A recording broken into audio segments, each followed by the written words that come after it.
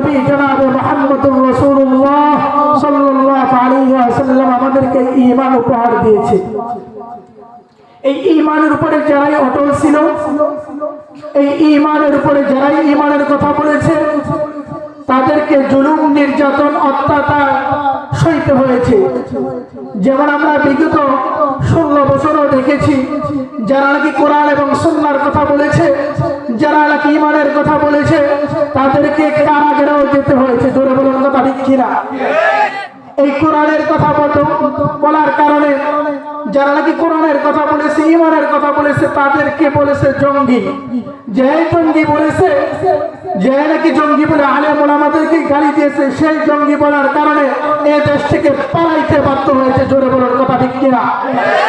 আমরা তো এই কথা স্পষ্ট ভাষায় বলি, হে লাল চামড়ার দলেরা, হে খ্রিস্টানের দলেরা, তোমরা শোনো, তোমরা শোনো। হাতের 5 আঙ্গুল কিন্তু এক নয়, এক নাকি হাতের 5 আঙ্গুল দেখেন 5 রকম, 5 আঙ্গুল 5টা 5 দিকে। ঠিক মুসলমান 5 রকম হতে পারে, এটাই স্বাভাবিক। কেউ আওয়ামী লীগ করবে, কেউ বিএনপি করবে, কেউ জাতীয় পার্টি করবে, কেউ বিভিন্ন দলে বিভক্ত হতে পারে। কিন্তু যখন নাকি ঈমানের উপরে আঘাত আসবে, কোরআনের উপরে আঘাত আসবে, তখন মুসলমান আর ঘরে বসে থাকবে না। হাতের 5 আঙ্গুল যখন নাকি খাবার খায়, প্লেট থেকে খাবার খায়, তখন কিন্তু ওই প্লেটের মধ্যে আর একটা খানাও থাকে না।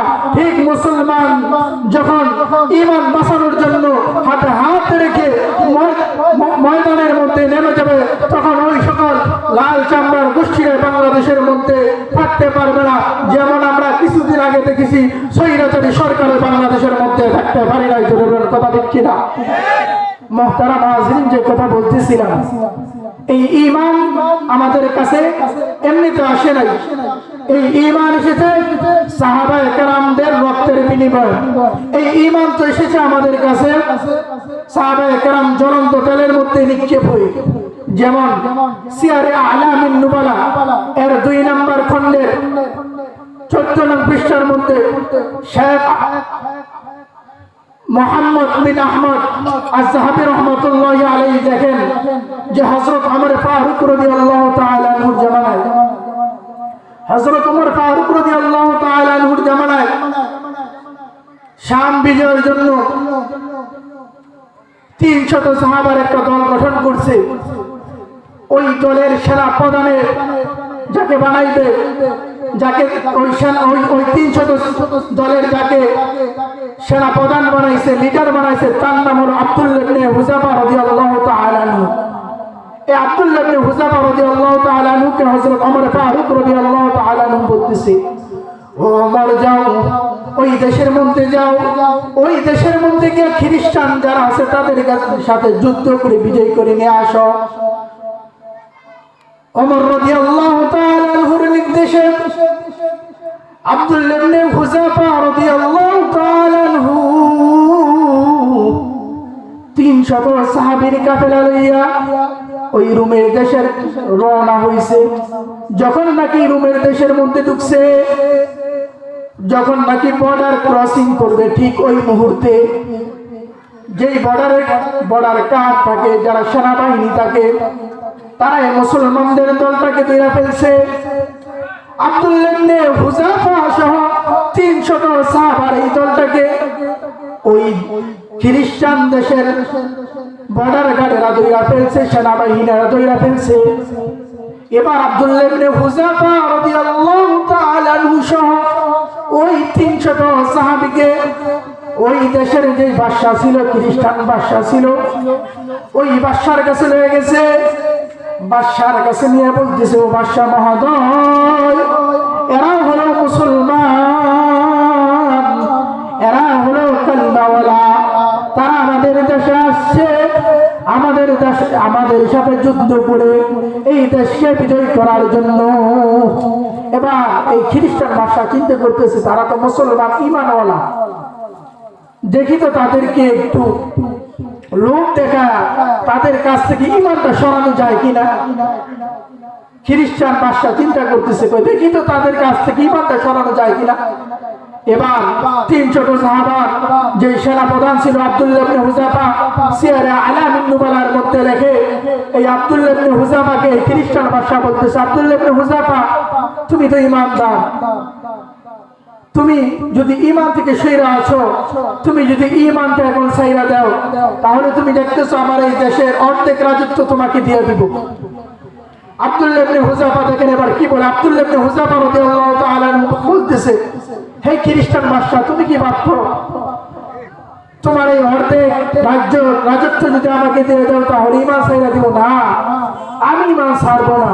শুধু তোমার দেশের রাজ্যের অর্ধেক কেন, তোমার দেশের তোমার পুরা দেশ যদি তোমার পুরা দেশের রাজ্যের রাজত্ব যদি আমাকে দিয়ে দাও, শুধু তাই নয় পুরা আরব দেশের রাজ্যের রাজত্ব যদি আমাকে দিয়ে দাও, তবু আমি বিন্দু পরিমাণ ঈমান ছাড়বো না।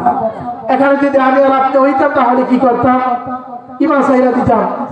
আরে ভাই, আমরা তো ভোটের আগে দেখি 500 টাকার বিনিময়ে আমরা আমাদের জবান বিক্রি করে ফেলি, ঈমান বিক্রি করে ফেলি। আব্দুল্লাহ ইবনে হুযাফা রাদিয়াল্লাহু তাআলা আনহুকে বলতেছে, আব্দুল্লাহ ইবনে হুযাফা যাও তোমাকে পুরা রাজ্যের রাজত্ব দিয়ে দেব, তুমি ঈমান ছাইরা দাও। আব্দুল্লাহ ইবনে হুযাফা ঈমান ছাড়ে না। ক্ষমতার লোভ আব্দুল্লাহ ইবনে হুযাফা ঈমান থেকে দূরে সরায় না। আব্দুল্লাহ ইবনে হুযাফা বলে, জালিম, ছাড়বো না, ঈমান ছাড়বো না। এবার আব্দুল্লাহ ইবনে হুযাফা রাদিয়াল্লাহু তাআলা আনহুকে ওই জালিম বলতেছে, আব্দুল্লাহ ইবনে হুযাফা বুঝছি, ও আব্দুল্লাহ ইবনে হুযাফা বুঝছি তোমাকে এইভাবে ঈমান ছাড়ানো যাবে না।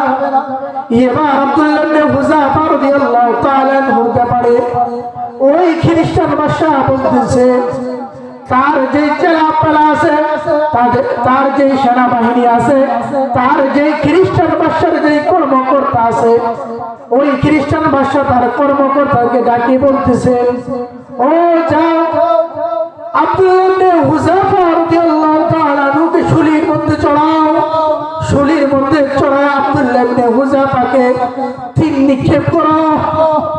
জালিম বাদশার আদেশে আব্দুল্লাহ ইবনে হুযাফা রাদিয়াল্লাহু তাআলা আনহু, হে ভাই জানেননি আব্দুল্লাহ ইবনে হুযাফাকে সিয়ারে আলামিন নুবালার মধ্যে লেখে আল্লাহর রাসূল সাল্লাল্লাহু আলাইহি ওয়াসাল্লামের সাহাবী আব্দুল্লাহ ইবনে হুযাফা বদর যুদ্ধের অংশগ্রহণ করা একজন এমন দামি সাহাবী আব্দুল্লাহ ইবনে হুযাফা। এই আব্দুল্লাহ ইবনে হুযাফা রাদিয়াল্লাহু তাআলা আনহুকে ওই খ্রিস্টান বাদশা বলতেছে, যাও আব্দুল্লাহ ইবনে হুযাফাকে শুলির মধ্যে চড়াও। আব্দুল্লাহ ইবনে হুযাফা রাদিয়াল্লাহু তাআলা আনহুকে শুলির মধ্যে চড়ায়া তাকে তিন নিক্ষেপ করো। জালিম বাদশার আদেশে আল্লাহর রাসূল সাল্লাল্লাহু আলাইহি ওয়াসাল্লামের সাহাবী আব্দুল্লাহ ইবনে হুযাফা রাদিয়াল্লাহু তাআলা আনহুকে তিন নিক্ষেপ করতেছে। হে মুসলমান ইমানদার আল্লাহর গোলাম, একটু চিন্তা করেন, আল্লাহর রাসূল সাল্লাল্লাহু আলাইহি ওয়াসাল্লামের সাহাবীকে শুলের মধ্যে চড়ায় তিন নিক্ষেপ করতেছে। তিন নিক্ষেপ করতে করতে এক পর্যায়ে আব্দুল্লাহ ইবনে হুযাফার শরীরটা জারজা হয়ে গেছে। আব্দুল্লাহ ইবনে হুযাফার শরীর থেকে রক্ত বেয়ে মাটির মধ্যে পড়তেছে।